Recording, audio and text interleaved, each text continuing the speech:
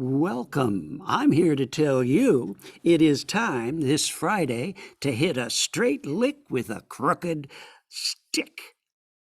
Now you may be saying, what?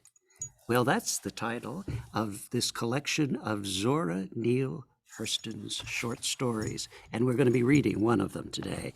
But I love this quote from the introduction, which is Genevieve West actually did it, but she tells us where that strange title came from. Zora herself described what it means to, quote, hit a straight lick with a crooked stick, unquote. In her autobiography, Dust Tracks on the Road, published in 1942, she uses the phrase to describe her hometown because it is a byproduct of something else. In the essay, Hi, John the Conqueror, she describes it as making a way out of no way, or winning the jackpot with no other stake but a laugh. So join me as we hit a straight lick with a crooked stick and delve into the short story by Zora Neale Hurston, Under the Bridge. May in Florida, outdoors. May in the open house, a Luke Mims. And May in the hearts of the three occupants of the house. Luke, the father husband, was glowing. He was 58, and God had granted him a pretty wife, one summer less than 20. His son, Artie, the beloved, 22, had accepted her at last and was at peace with Luke. The world was bright. 58 is young after all, with love. Vanjie was radiating ecstasy from her black eyes and brown skin. She, the homeless waif, was loved by Luke. She was the mistress of his comfortable household, and her big stepson had said he was glad she was there. For 3 weeks, he had sulked in sullen silence, but now, since morning, he had not only permitted her to make up to him, he spent his leisure doing errands for her, or displaying his huge strength for her entertainment. Artie laughed in his deep baritone. He was at peace again with his beloved father. His new stepmother was not the ogre he had pictured her before he looked at her. She was pretty. She was obliging. And after all, she was only a kid, grateful for any little kindness shown to her. You see, Dumpling, Luke gloried, didn't I say Artie'd be all right, Treckley? Yes, my boy's awful affectionate. He wouldn't hurt a flea. He can't stay away from his pappy. Vanjie patted Luke's hand and scolded him prettily. It's your fault, honey. You kept calling Artie your baby, and I thought he was a teeny baby child. I never knowed he was bigger in the house. No grown body don't want no stepmama. If he was a little boy, I figured, I'd teach him to love me like he was mine. Now, don't mind him, Artie said. He always calls me baby. Yeah, he's the strongest man in the country. Ain't let nobody throw me in a wrestle since I was 16. But I'm all he's got. I mean, till you came.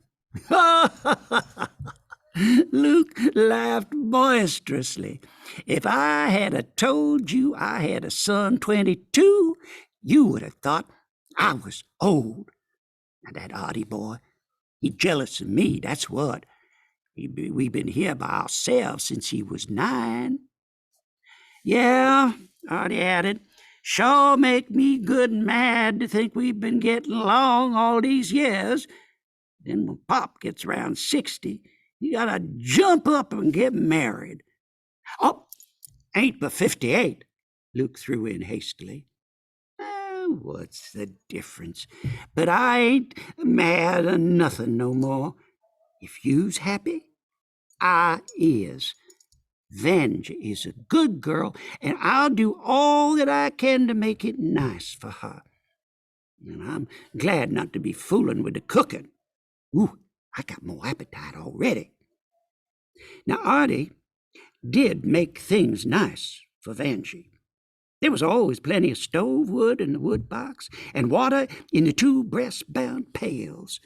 He grubbed potatoes for her, churned for her, took her fishing with him, and even let her go hunting with him when he discovered her enthusiasm for dogs in general, and his pair of red-bound hounds in particular. May was burned to June beneath the Florida sun. Berries hung plump and green in clusters among the lacy chinaberry trees. Woods were full of color and odors. June for Luke, for Artie, for Vanjie, June in the world. But Luke was not so happy as he had been. Oh, not that he was jealous. Oh, he hated himself at the very thought of such a passion. But Artie and Vanjie did seem to have a great deal to talk about in which he had no part. They could enjoy themselves for hours together, and he did not remember he was alone. Artie never seemed to go out sparking on girls any more. He was forever calling Vanjie, or she was forever calling him. Sometimes his great love for the 2 young'uns would overflow and wash all baser passions from his soul. Then he would assure himself that all was well. He had prayed for peace and harmony between these 2, and God had heard him. "You's my wife," Luke said to her one day at the table, and closed his gnarled black hand upon her brown one. This was as near as he ever came to betraying the sore on his heart. Artie looked quickly at his father, searchingly. Vanjie did not return the caress, but neither did she draw her hand away. So Luke was satisfied. "Artie, baby, don't think 'cause I'm married that you can't get your share. You's half and half partners with me on this trucking farm. You can take over your 20 acres whenever you gets ready and get married whensoever you please. Oh, Pinky Turk was just asking about you." "Thank you, Pop, but I reckon the place can stay together like it is. No hurry at all. I ain't no hurry to jump over the broomstick with nobody." During supper that night, dogs were rather noisy. Moonless black night with the alligators booming from Lake Bell, whippoorwill crying in the orange grove. "Pat's Ned, old boy. Put 'em up," Artie called out to his tree hound. "Go get 'em, Buer," to his strike. To Vanjie, he explained, "Now them dogs knows it's a good hunting night. Believe I'll air 'em out if I can get Pop to go along." "Nope, son, Pop's too tired. Get Dan Carter to go with you." Oh, let me go with you, Artie," Vanjie begged. "I never been in my life." "Sure you can, Vanjie. No, no, Dumpling, you better not, Luke objected quickly. You mought got snake bit. Oh, shucks. She can wear your boots, Artie put in. Oh, I wants to go, wailed the girl. But, honey, Luke contended, they might flush a catamount. Oh, we ain't going in a hammock, Artie retorted. So Luke, having offered every objection but the real one, gave in. You reckon any booger's gonna to get me, Artie? You sure you can take care of me? She appealed. Sure, I can take care of you, Vanjie, and I wouldn't leave you go if I couldn't. So Vanjie drew on her husband's boots, followed Artie into the black woods. Luke crept to bed alone with a dish rag under his pillow. Oh, for that is a powerful charm to keep the marriage bed inviolate. He heard the deep voices of the hounds treeing far away. Late moon hung low and red when the two others returned, tired but happy. But Luke could never hear a baying hound again, nor look at a low full moon without that painful heart contraction he had felt that night in the vastness of his bed, alone while his wife strode through the dark woods, depending upon, looking to someone other than himself for protection.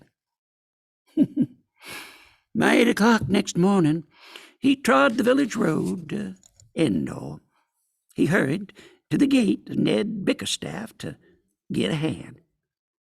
Does you want his hand for hate, to make money come to you, or for to put money in his back, or to keep trouble from your door? The old male witch asked. I just wants to fix it, so nobody can't get twixt me and Vanjie. Does you want him dead, or crippled up for life? Just fixed so he can't stay here. None of them. They ain't no man now. I just wants to be sure there never been one. Bickerstaff made him a small parcel, sewed it up in red flannel, and received $10 in return. Now you take this, Luke Binns. Long as you got this, nobody can never cross you. Wait till sundown. Sprinkle with a drop or two of water. Nobody can get twixt you without water getting him. But don't sprinkle it till you's sure you want something done, 'cause it's bound to come after the sprinkling. And don't never take it off you once you put it on, else it will work the other way. Luke hurried home to his fields and toiled vigorously all day beside his big brown boy. Like the roots, his hands were gnawed. Like the soil, his skin was brownish black. Dirt of the dirt, he appeared to the observer. But like the moist black earth he worked, he held within everything of good and evil. He watched Artie from the corner of his wrinkled eyelids. How he hated that weak form that threw its shadow between Vanjie and him. How he loved his dear boy, his baby, now grown to such splendid manhood. In his pocket was a little red bag that by its magic made the years equal and enlarged his shrunken old form to that Artie, the brute, magnificent. That dull brown earth clod was alive and warm with the fire of love and hate. So he sang in his quivering voice, "There's a balm in Gilead to make the wounded whole, There's a balm in Gilead to heal the sin-sick soul. He trusted to his hand, and he grew cheerful again. Artie, let's we knock off for now. It's mighty hot, and the bear's about to get me. Let's put some melons in the cool and drive into town. What for? Oh, all right, Pop. I'll go feed the horses and change up a bit. Y'all go on and get dressed. I'll hitch up whilst you puts on the melons in the spring house. Vanjie waved them off cheerfully and went on with her work. On the road, they laughed, told jokes, commented on timber and crops, fertilizer and stock, laughed and joked some more, and finally arrived at Orlando. Then Luke revealed the object of his trip. He wanted to buy things for Vanjie. Artie, she can have everything to make a woman proud. He stopped, embarrassed for a moment. You and her is the same in my heart. You know I always tried to give you what your little heart wanted. I always asked God to fit it so I could. To your dying day, I wants it to be so. And now with her, it's the same. You don't mind, do you, Artie boy? There was a childish, almost pathetic look in his eyes as he looked up into his son's face, and Artie felt a disturbance in his breast. Put one arm quickly about his father's shoulder, then drew it away and roughly tied the horse to the great oak tree. Oh, of course, Papa. I wants you to do for Vanjie whatever you so desired. You've been a good papa to me. I wants you to be just as happy as a king. What you got in your mind by her? They advanced to the door of the store. Well, I thought I'd buy her a new churn, a store broom, and a bolt of new calico. You reckon she wants that? Artie asked skeptically. Sure, all women folk do. I used to give your ma a bolt of calico every Christmas. He shopped eagerly, giggling like a schoolgirl. Artie shopped also, but his purchase was made without any flourish in another part of the store, and Luke, in his excitement, asked no questions.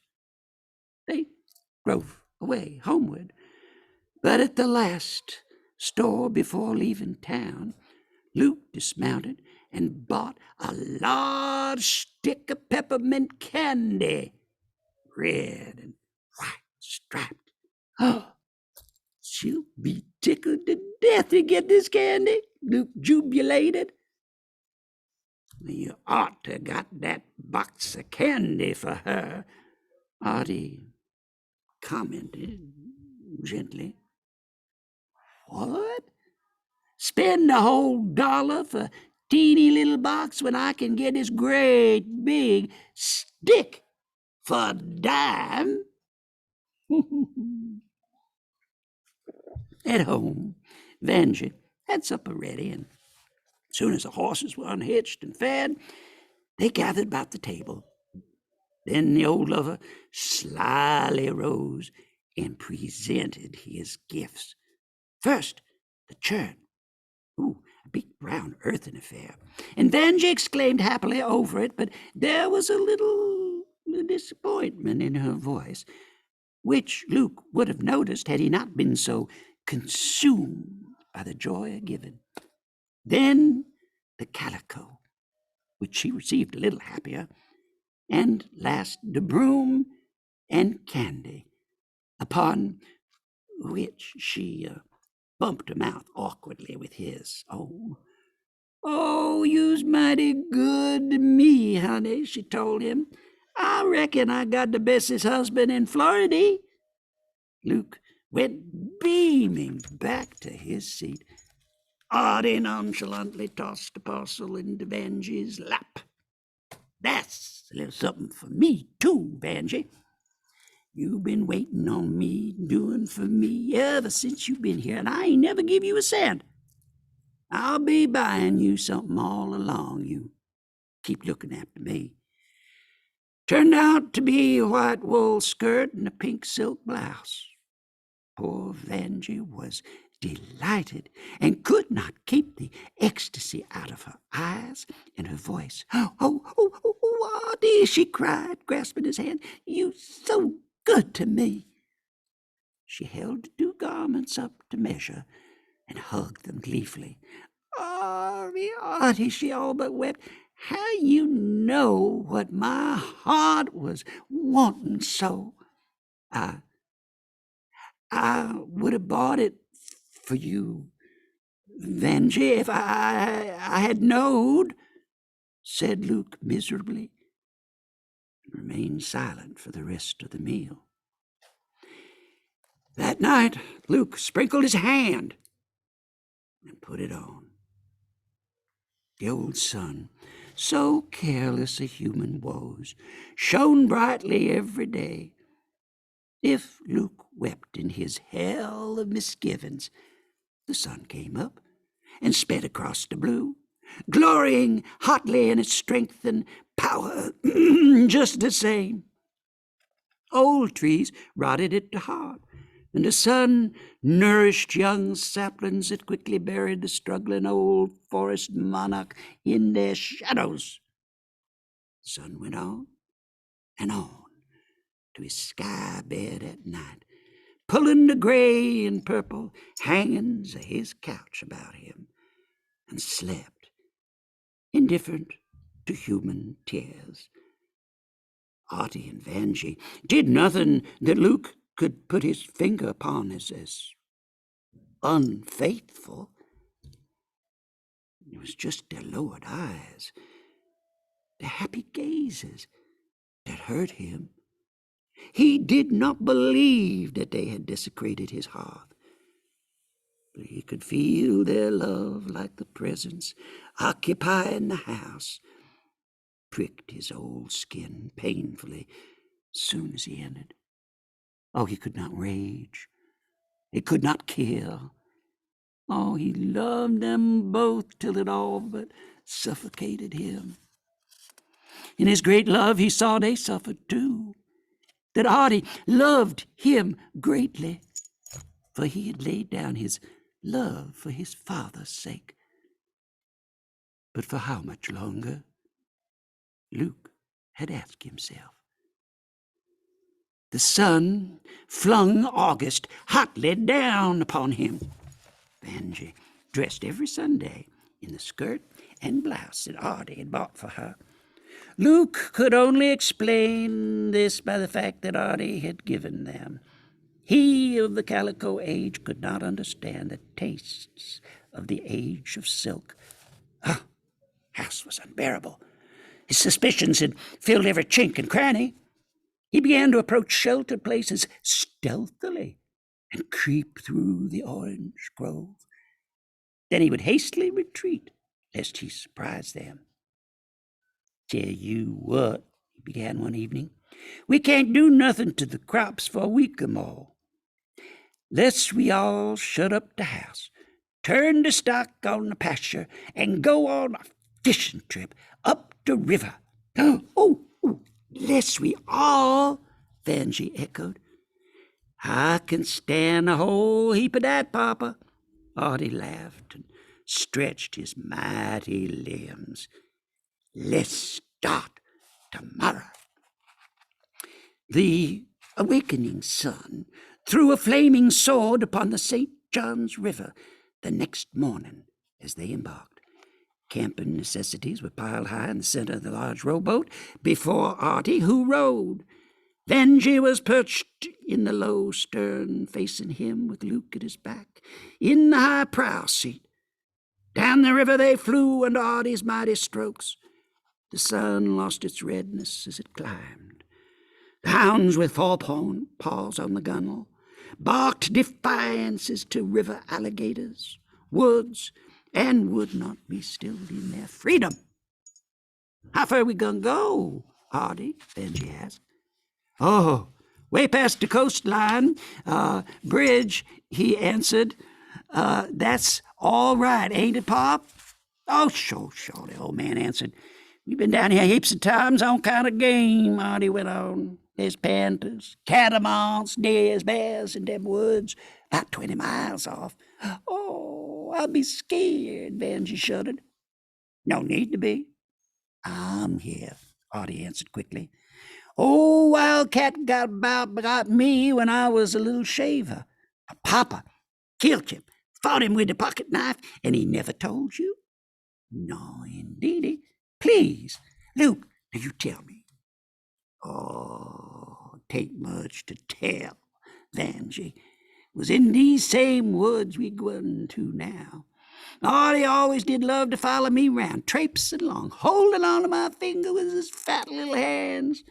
Ma used to cry and say he loved me better than he done her. Well, I had some traps set round in them swamps, and he cried to go, so I took him. Way down in that hammock, we flushed a wildcat, and she leapt right at my boy. But I was too quick for her. I got twixt her and him, and she landed on me. And I had to fight with my hands and a pocket knife.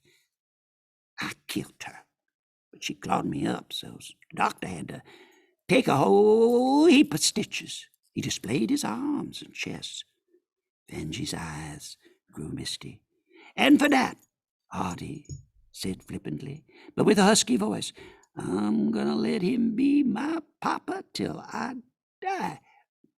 They all laughed excessively to hide their feelings. The sun quieted the dogs, sweated the people, and fried the paint on the boat.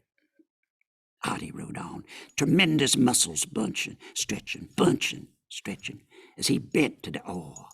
As he rode, he sang. Negro melodies rolled out of his chest in deep baritone and rumbled over the river to be lost in the trees. Deep, vibrating tones, high, quavering minors. He sang on and on, filling Vanjie's ears with music, his eyes with his body, and her heart with love for him. Luke saw it all. His son's back toward him, huge, till it swelled until it blotted out the boat, the river, the woods, the earth, the sun. For Luke, universe held nothing but Artie singing to Vanjie and caressing her with his eyes. His old skin prickled and crept uncomfortably. "But," he gloated, "hey, the hand would hold. They could but bruise themselves against the bars. Hell? Yes. Fire? No. Just one woman, 2 men in a boat. 2 men who love her. 2 men who love each other. Oh, they suffer from the heat. Artie rowing most of all. Vanjie wets her handkerchief in the river, spreads it over Artie's head under his hat. His arteries swell, her hand trembles, their faces are close, their lips nearly meet. Involuntarily, Luke grasps for his hand, and all but faints. Is God knows where. String must have worn it in two. 2 hours for Luke crawled on the river and over him with hot, brassy feet. Sun was arching toward his bed. "Oh, I'm tired," Vanjie gasped. "Not much longer now," Artie comforted her. "We's gonna camp just beyond the bridge, about 3 miles more." "Luke's asleep," Vanjie observed. Artie glanced over his shoulder. "Guess 'Tis pretty hard on the old man. We'll camp soon. But Luke was not asleep. He slumped there with closed eyes, lest they see his tears. His first wife had been merely a good worker. He'd never loved any woman but Vanjie. His whole life had been lived for his boy so that Artie might know nothing but happiness. And now that which would give Artie happiness would at one stroke rob him both of wife and son. His heart contracted so painfully that he gasped, opened his eyes. The bitterness of life struck him fresh. He blamed them. He didn't. Oh, poor creatures. Designing devils. He closed his eyes again. The bridge was inside, and now he noticed the sun was setting, sky darkened. Fleecy clouds soaked up more color and yet more magenta, purple, blush, rose with light shafts, hurled across the heavens from the west as if the sky monarch, on retiring, would disperse his train. With every pull on the oars, Artie leaned near to Vanjie, and she, forgetting, was leaning toward him. He, with the rebirth of the world in his eyes, the eternal torch lighter. She, reclining her taper to his light, with closed eyes and all-consuming love. All who ran might read. Bridge was at hand, wide stone-pillared, crouching low over the river. As they shot, under a train rushed screeching overhead. Here in the darkness, Artie drew in the oars, let the boat drift slowly. His hand touched Vanjie's. His feverish lips touched her hungry ones, and lazily, slowly, the boat wafted out into the light. They saw at once that Luke was not asleep, and both fell a-weeping. Artie forgot about his oars, and the boat floated where it would upon the stream. The indifferent sun, in bed, drew round his purple curtain and slept. On the river they wept down. The boat drifted on, for destiny, the grim steersman, had seized the rudder, and they were bound with her. And so this story ends, and we look forward to something else next Friday.